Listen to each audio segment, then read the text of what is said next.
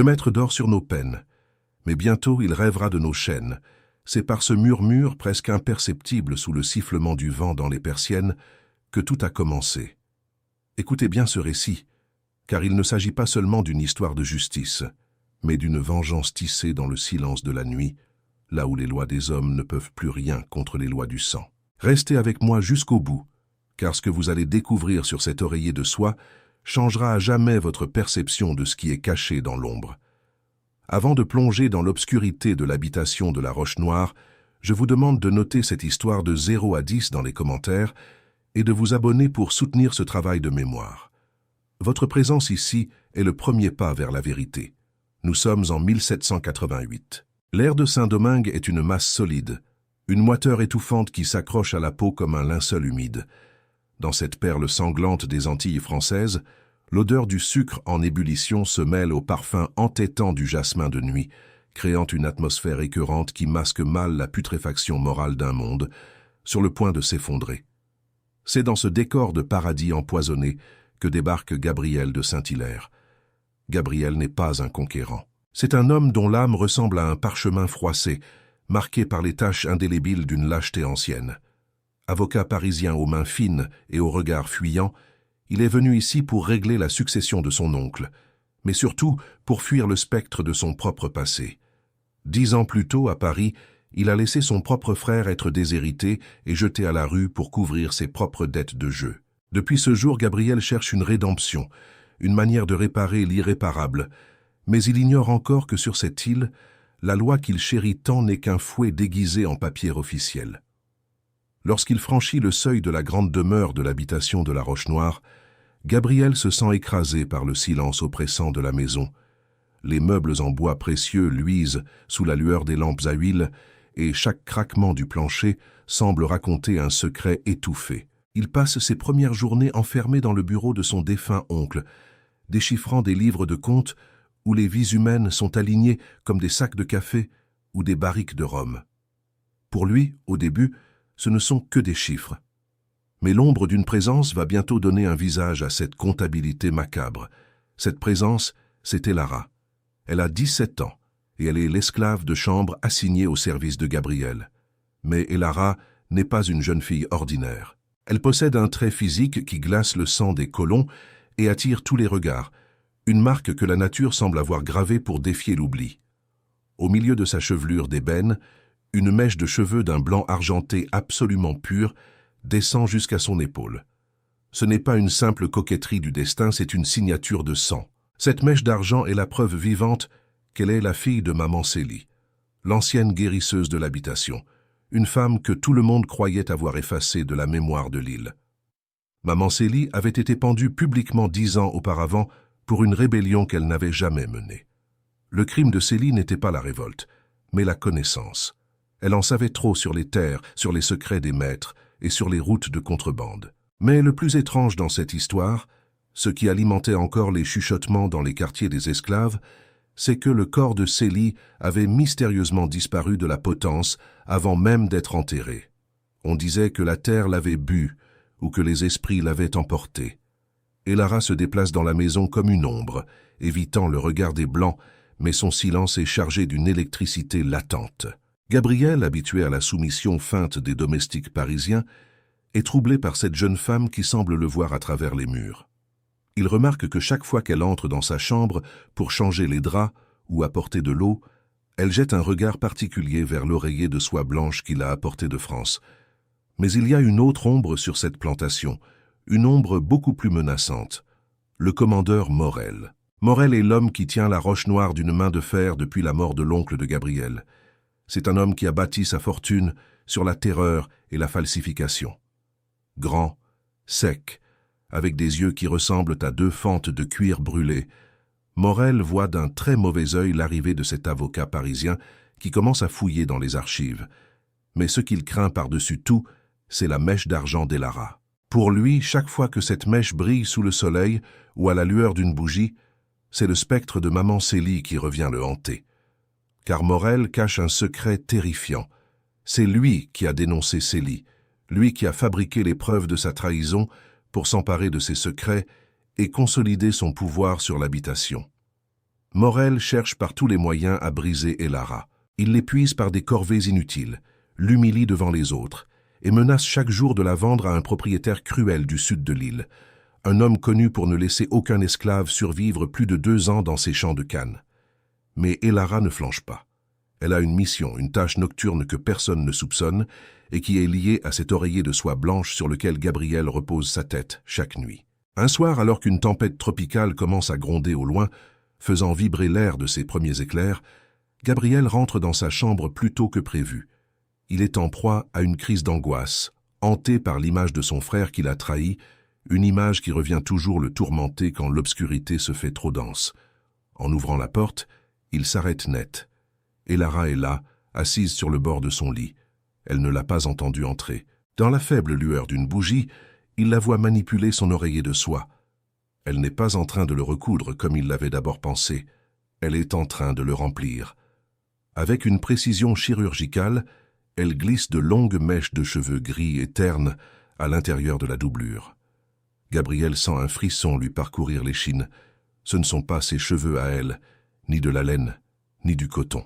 Ce sont des cheveux qui semblent porter le poids des siècles, des cheveux arrachés à la mort elle-même. Ce qu'Elara fait, c'est un acte de dévotion et de vengeance occulte. Elle utilise les cheveux de sa mère, maman Célie, dont elle a caché le corps dans une grotte sacrée au fond des mornes.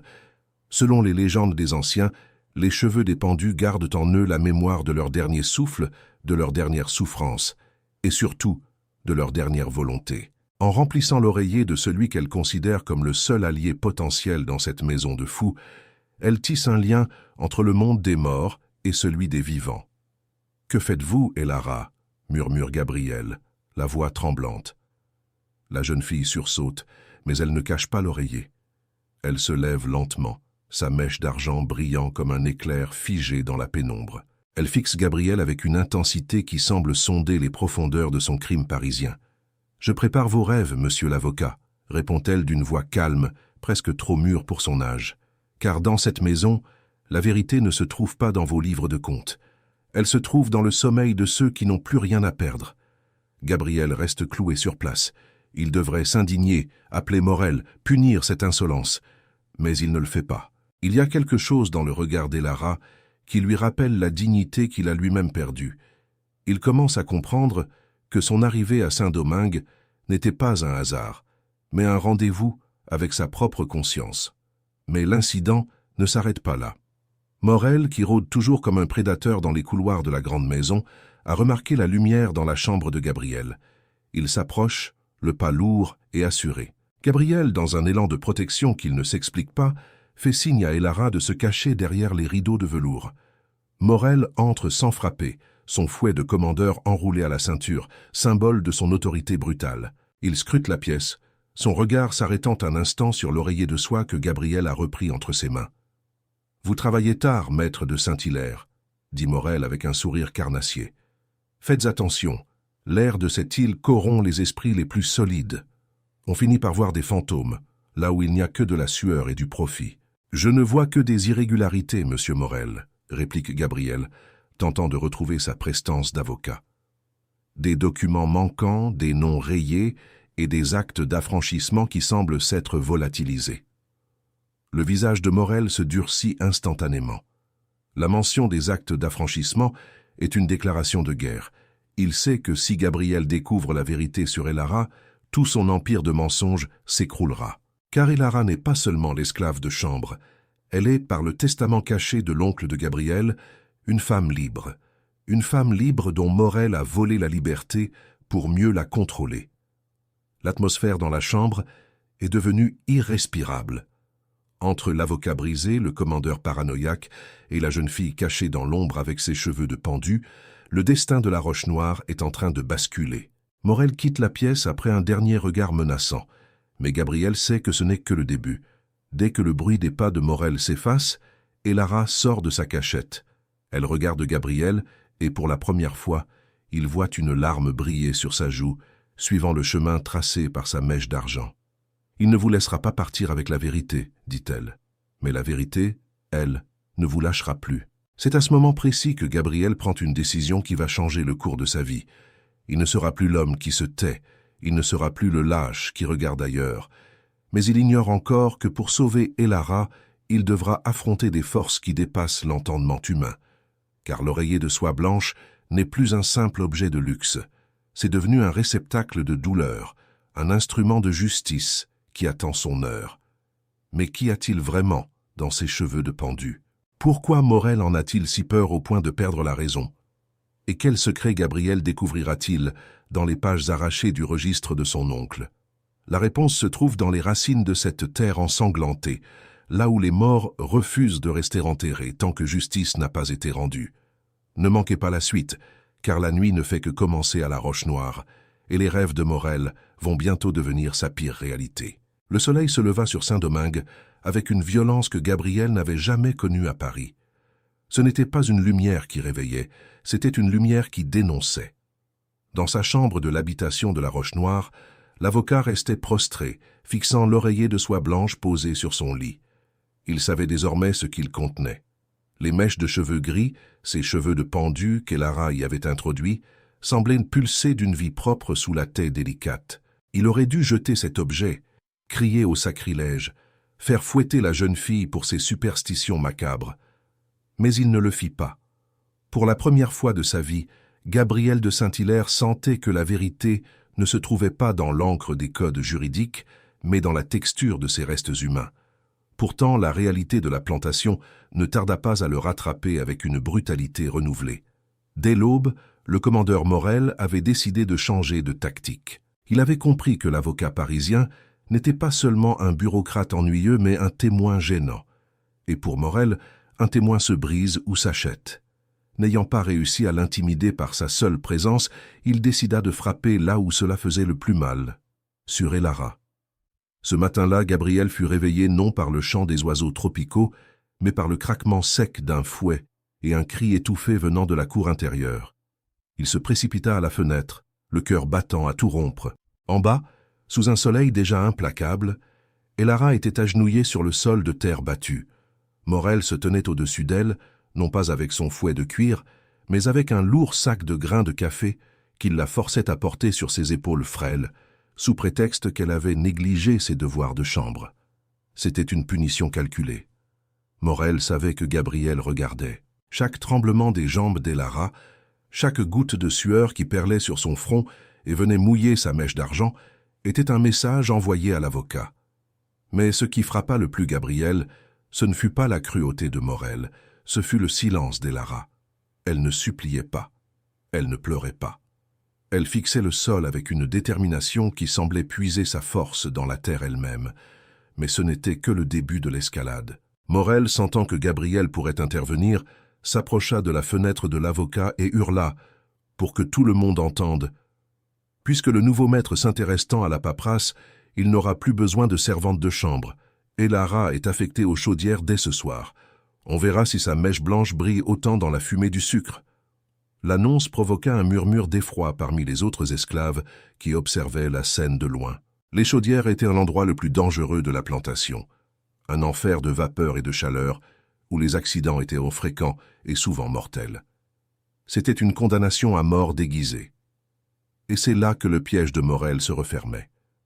Si Gabriel protestait trop vivement, il avouait son attachement pour l'esclave, ce qui, dans le code social de l'île, le discréditait totalement et permettait à Morel de le faire passer pour un homme instable. Gabriel retourna s'asseoir à son bureau, les mains tremblantes.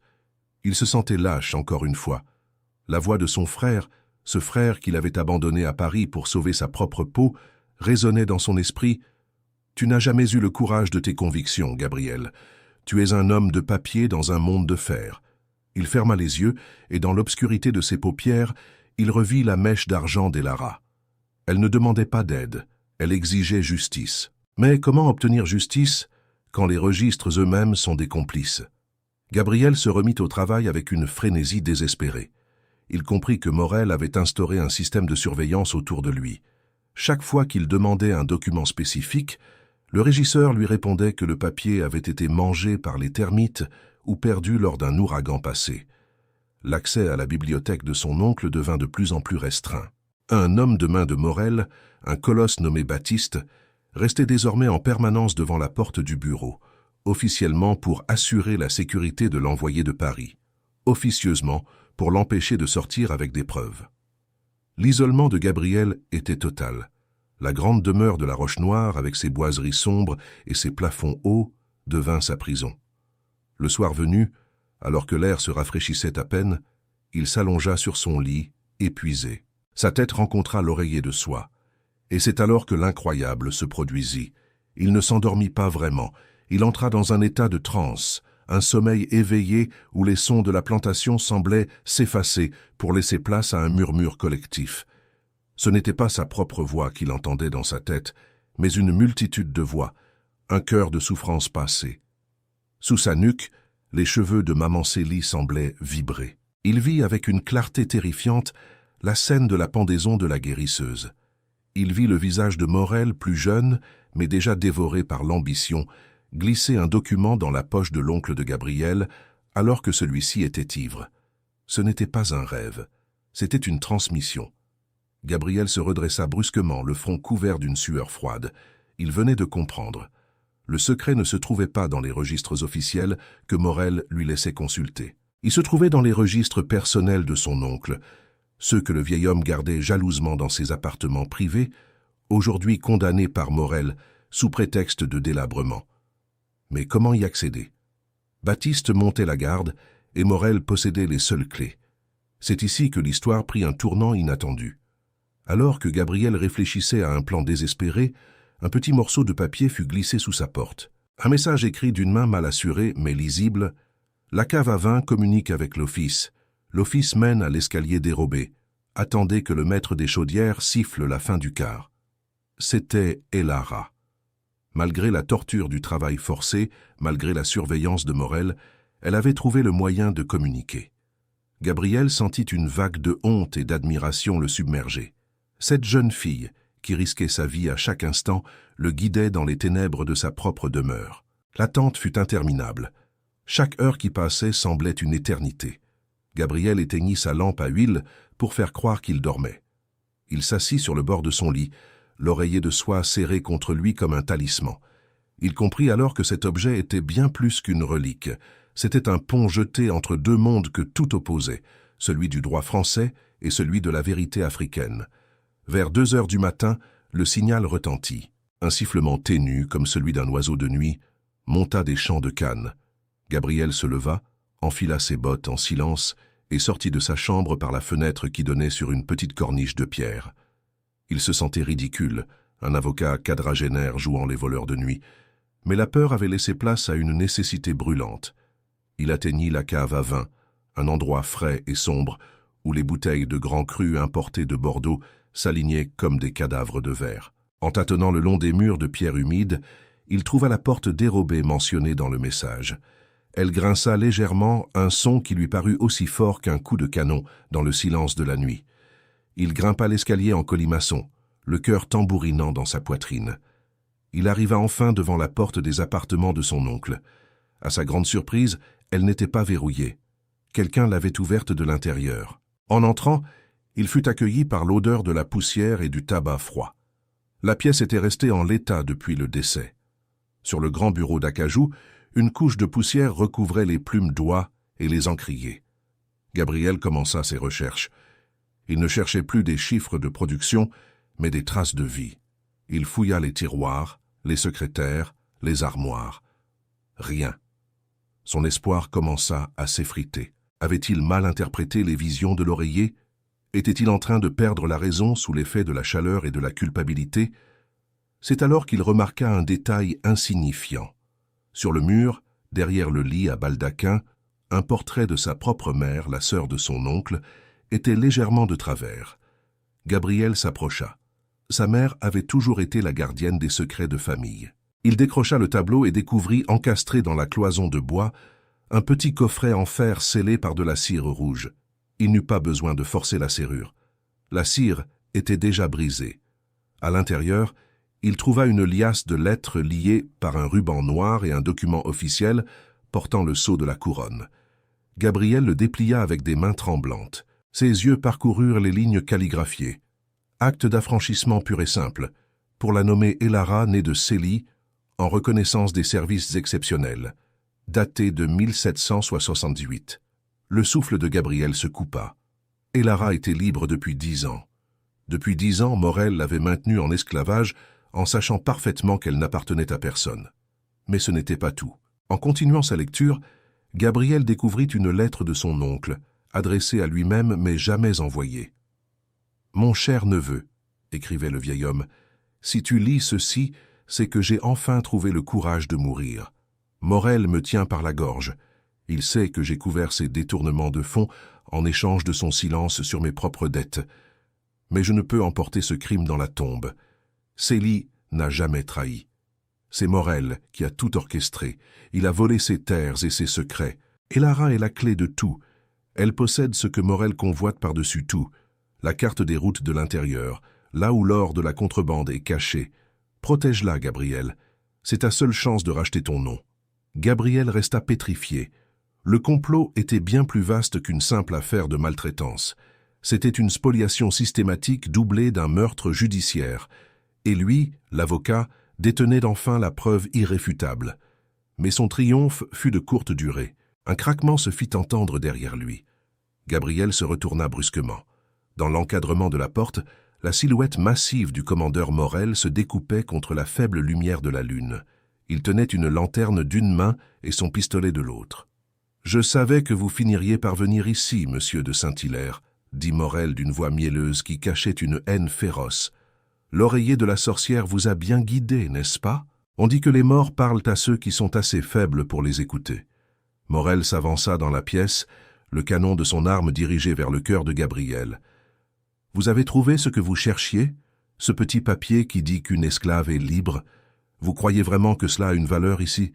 À Saint-Domingue, la liberté n'est qu'un mot qu'on efface avec du sang. » Gabriel serra le document contre sa poitrine. « C'est un acte officiel, Morel. Si je le présente au gouverneur, vous finirez au bout d'une corde, tout comme Célie. » Morel éclata d'un rire sinistre. « Le gouverneur? Le gouverneur est mon débiteur. La moitié de la milice de l'île vit grâce à mes gratifications. Vous êtes seul, Gabriel, seul avec vos remords et vos vieux papiers. » Morel fit un pas de plus et l'éclat de sa lanterne éclaira son visage. Gabriel vit alors quelque chose qu'il n'avait pas remarqué auparavant. Morel tremblait. Pas de peur, mais d'une sorte de paranoïa incontrôlable. Ses yeux ne fixaient pas seulement Gabriel, il semblait surveiller les coins d'ombre de la pièce, comme s'il s'attendait à voir surgir un spectre à tout instant. « Rendez-moi ce document, » ordonna Morel, sa voix devenant plus aiguë, « et peut-être que je vous laisserai repartir pour la France. Dites simplement que vous n'avez rien trouvé. Dites que la succession est vide. Retournez à vos dettes de jeu et à votre frère oublié. » C'était le moment de vérité pour Gabriel. Il aurait pu accepter. Il aurait pu sauver sa vie, retourner à Paris et oublier cet enfer tropical. Mais à cet instant, il sentit une présence invisible à ses côtés. C'était comme si l'air de la pièce s'était chargé de l'odeur du jasmin de nuit et du parfum de maman Célie. Il se souvint de la mèche d'argent d'Elara, brillant sous le poids des sacs de café. « Non », répondit Gabriel, sa voix retrouvant une fermeté qu'il n'avait jamais eue. « Je ne trahirai pas une seconde fois. Cet acte sera validé et Elara sera libre. » Morel arma le chien de son pistolet. « Alors, vous mourrez comme un imbécile. » Mais avant que le coup de feu ne puisse retentir, un cri déchira la nuit à l'extérieur. Un cri puissant, rythmé par le son des tambours qui commençaient à battre dans les mornes. C'était le signal que Morel redoutait le plus. La révolte ne venait pas de l'intérieur de la maison, elle venait de l'île elle-même. Morel hésita, son regard oscillant entre Gabriel et la fenêtre. « Qu'est-ce que c'est que ça ?» murmura-t-il, la panique commençant à percer sous son assurance. « C'est la fin de votre règne, Morel, » dit Gabriel, profitant de la distraction du régisseur.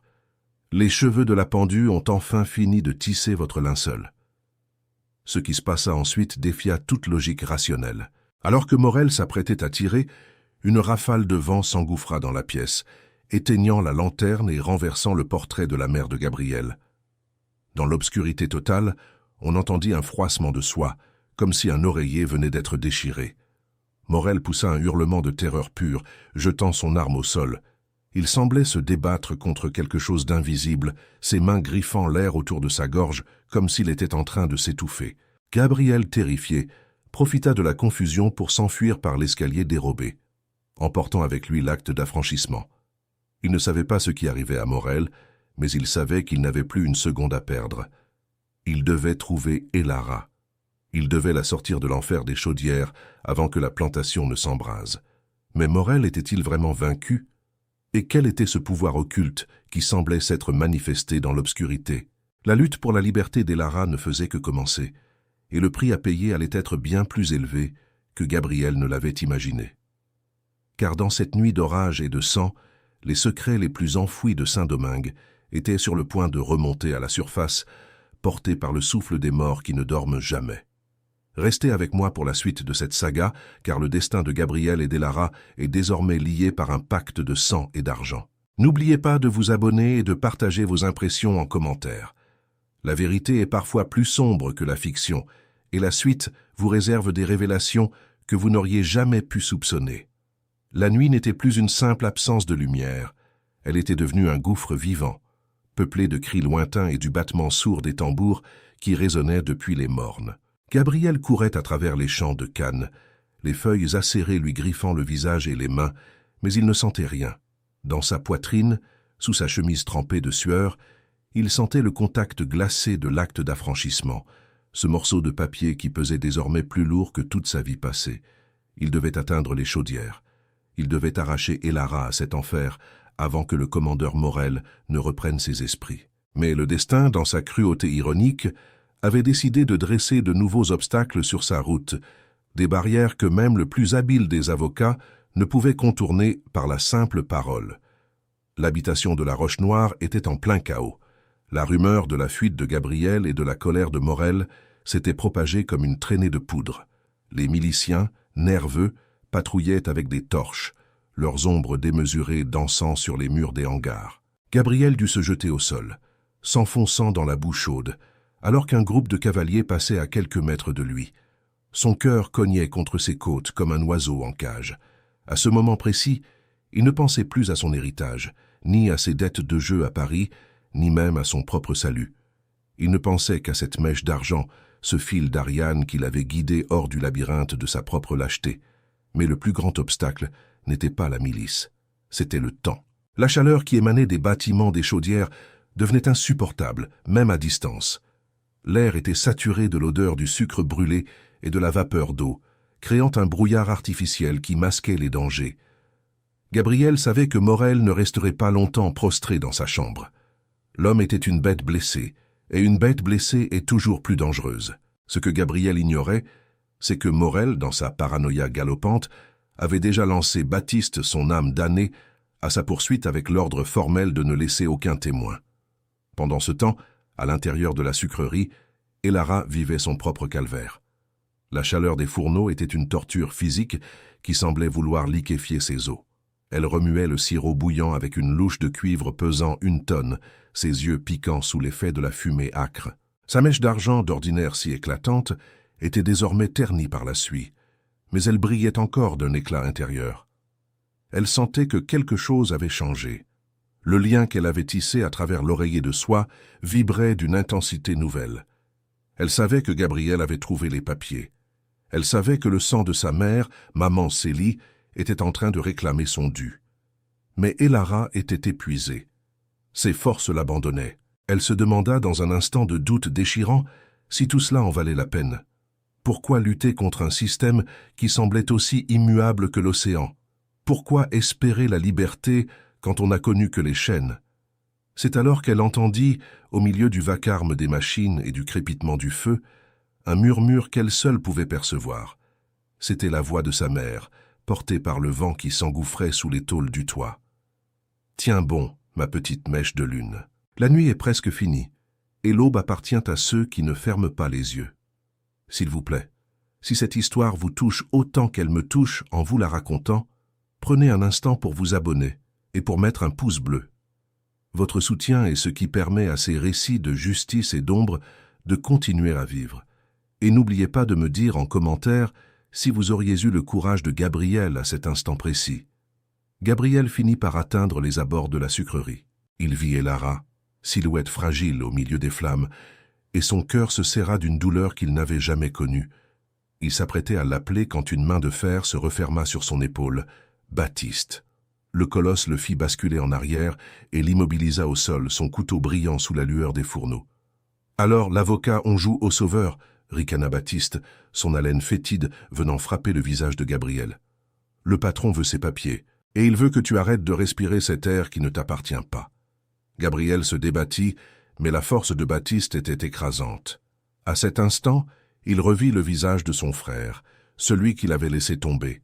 Il comprit que s'il mourait ici, il mourrait comme il avait vécu, en échouant à protéger ceux qui comptaient sur lui.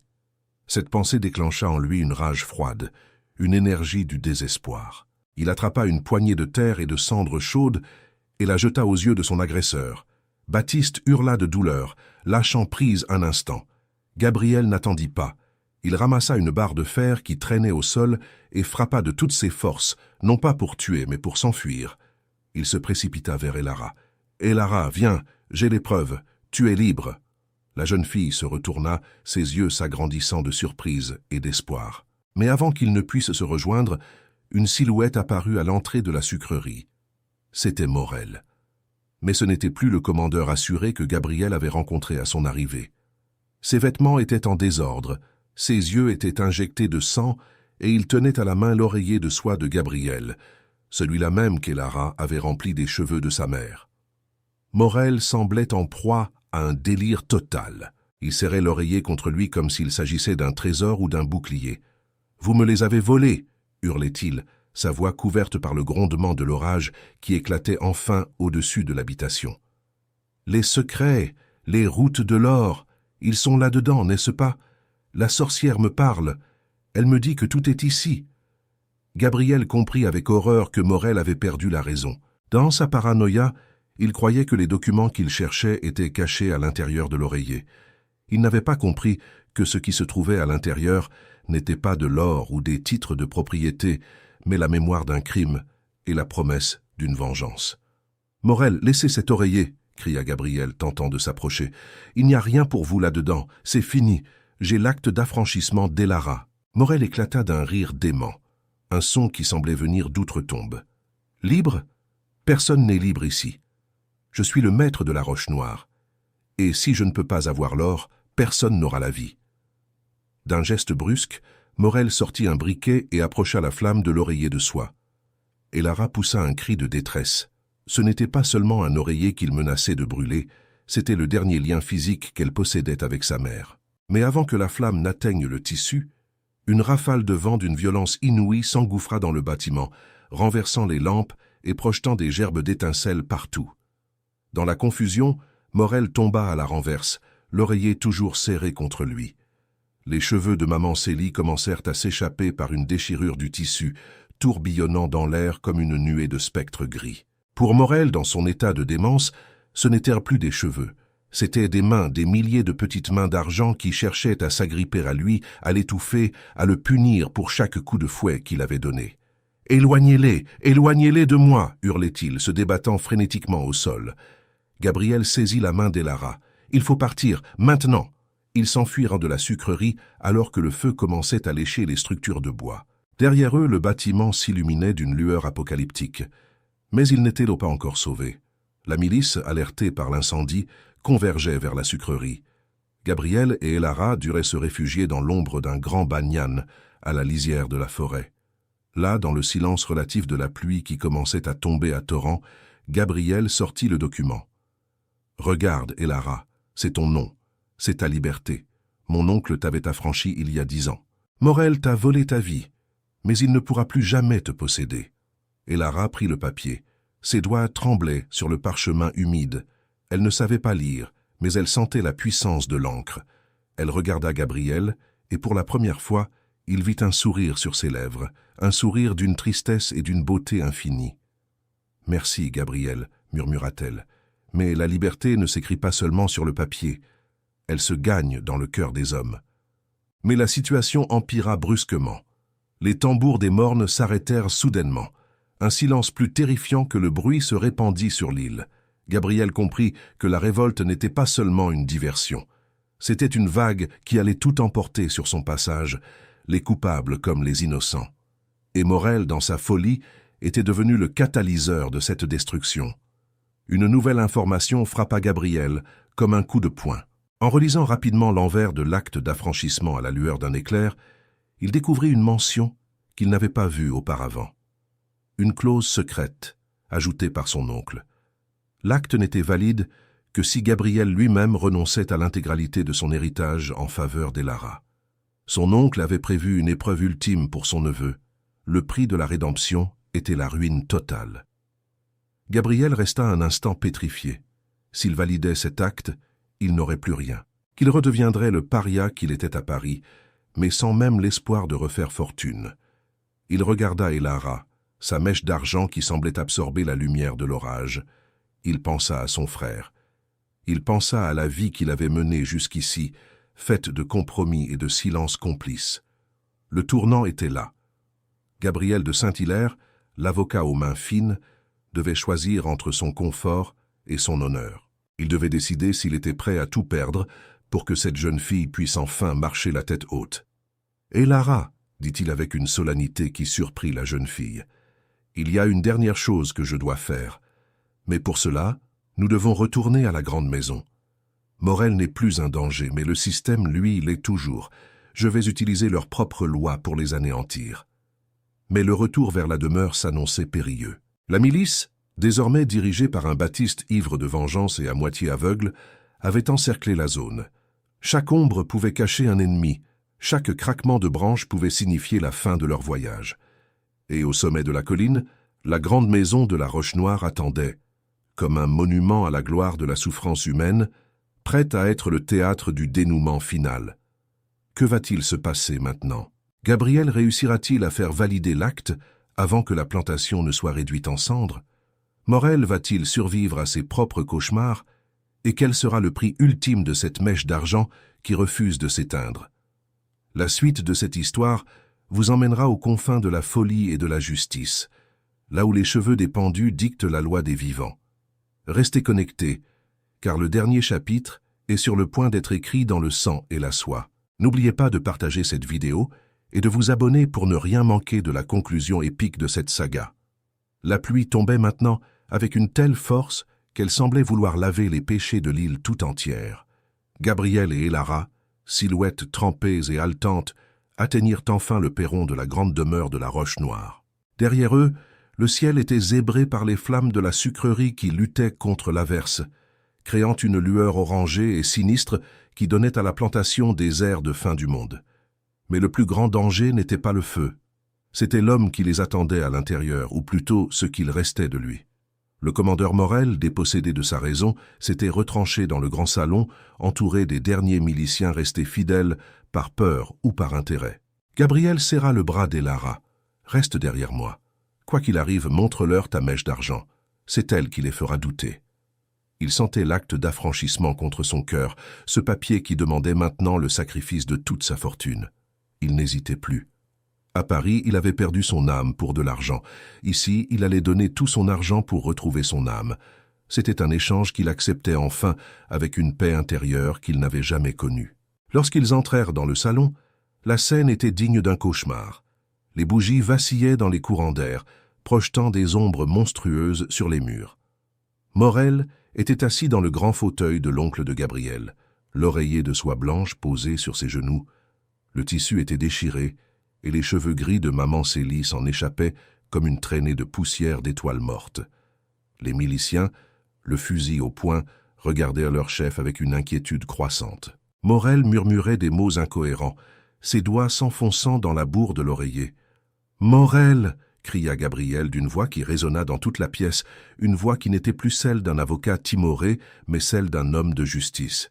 « Posez cet oreiller, le jeu est terminé. J'ai ici l'acte d'affranchissement d'Elara et les preuves de vos fraudes massives envers la couronne. » Morel leva les yeux. Son regard était vide, comme si son âme était déjà partie. Les cheveux? Ils chantent, Saint-Hilaire. Vous les entendez? Ils racontent les routes de l'or que la sorcière m'a caché. Elle croit m'avoir eu, mais j'ai ses cheveux.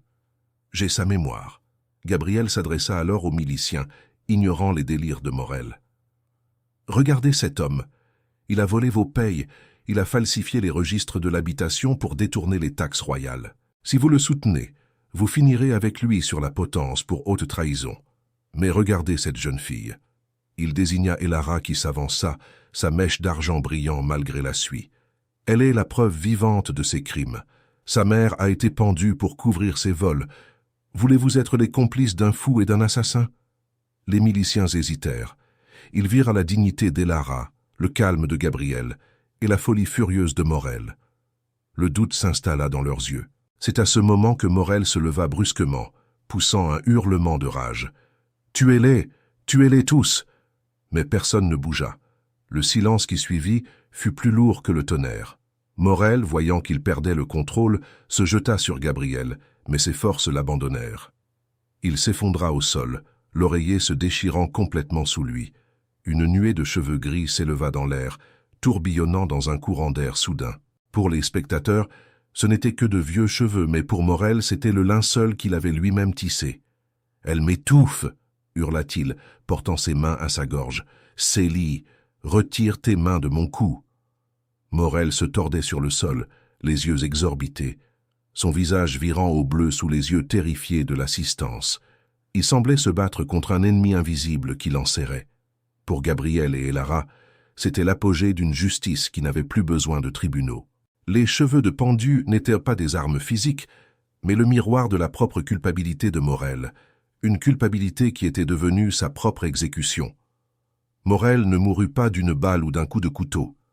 Il mourut de terreur pure, persuadé que les cheveux d'argent de la femme qui l'avait assassiné s'enroulaient autour de sa trachée. On le retrouva au matin, le corps raide, gisant sur les restes de l'oreiller de soie, le visage marqué par une expression d'effroi indicible. S'il vous plaît, si vous ressentez la puissance de ce moment, si vous croyez que la justice finit toujours par triompher, n'oubliez pas de mettre une note de 0 à 10 pour cette conclusion dans les commentaires. Votre avis est essentiel pour nous.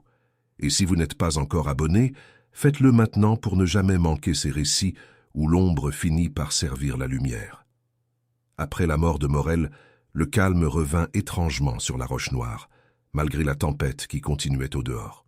Gabriel, fidèle à sa promesse, utilisa ses dernières forces juridiques pour faire valider l'acte d'affranchissement devant les autorités locales qui, voyant la chute du commandeur, s'empressèrent de se ranger du côté du nouvel héritier. Mais Gabriel fit ce que personne n'attendait. Devant le notaire royal dépêché sur les lieux, il signa le document de renonciation. Il abandonna chaque hectare de canne, chaque bâtiment, chaque pièce d'or au profit d'un fonds destiné à racheter la liberté des esclaves de l'habitation, en commençant par Elara. Il ne lui restait rien, sinon les vêtements qu'il portait et une petite bourse de terre de l'île. « Pourquoi faites-vous cela, monsieur ?» demanda le notaire, stupéfait. « Vous pourriez être l'un des hommes les plus riches des Antilles. » Gabriel regarda Elara qui se tenait près de la fenêtre, regardant le lever du soleil sur une mer redevenue calme. « Parce que j'ai passé ma vie à posséder des choses qui ne m'appartenaient pas, » répondit-il doucement. « Aujourd'hui, pour la première fois, je me possède moi-même. C'est la seule richesse qui vaille. » La résolution de cette saga fut douce amère. Elara était enfin libre de droit et de fait. Elle ne resta pas sur l'habitation. Elle savait que sa place était ailleurs, parmi ceux qui avaient déjà trouvé leur propre chemin vers la liberté dans les montagnes. Avant de partir, elle s'approcha de Gabriel. Elle n'avait plus besoin de se cacher, plus besoin de baisser les yeux. « Vous ne m'avez pas seulement donné un papier, Gabriel, » dit-elle, sa mèche d'argent brillant sous la première lumière de l'aube. « Vous m'avez redonné le nom de ma mère, et vous avez lavé le vôtre. » Elle lui tendit un petit sachet de soie. À l'intérieur, il n'y avait plus de cheveux de pendu, mais une simple fleur de jasmin séchée et une mèche de ses propres cheveux noirs entrelacés avec un fil d'argent. Pour que vous n'oubliez jamais que même dans l'oreiller le plus dur, on peut trouver le repos si la conscience est tranquille. Gabriel regarda Elara s'éloigner vers les mornes, sa silhouette disparaissant peu à peu dans la brume matinale. Il savait qu'il ne la reverrait sans doute jamais, mais il sentait sa présence en lui, comme une boussole éternelle. Il quitta l'île quelques jours plus tard sur un navire marchand, voyageant en 3e classe, mais avec un cœur léger. Il n'était plus l'avocat brisé de Paris, il était l'homme qui avait affronté les fantômes de Saint-Domingue et qui en était sorti victorieux.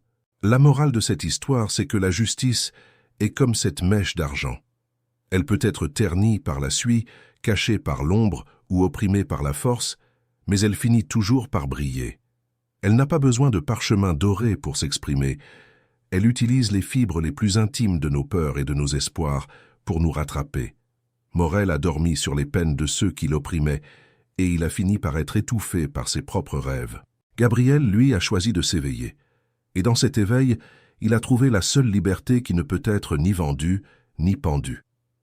Aujourd'hui, si vous visitez les ruines de l'habitation de la Roche Noire, on raconte que lors des nuits de tempête, on peut encore entendre le froissement de la soie et le murmure d'une chanson oubliée.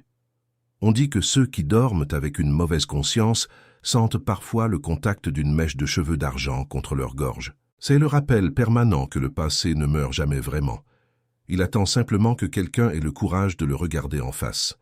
C'est ici que se termine notre récit. J'espère que l'histoire de Gabriel et d'Elara restera gravée dans votre mémoire, comme elle l'est dans la mienne. N'oubliez pas de vous abonner à la chaîne pour découvrir d'autres histoires de courage, de mystère et de justice occulte. Chaque abonnement nous aide à continuer ce travail de narration et à porter ces voix du passé jusqu'à vous. Merci d'avoir été avec nous jusqu'à la fin. À très bientôt pour une nouvelle plongée dans les secrets de l'histoire.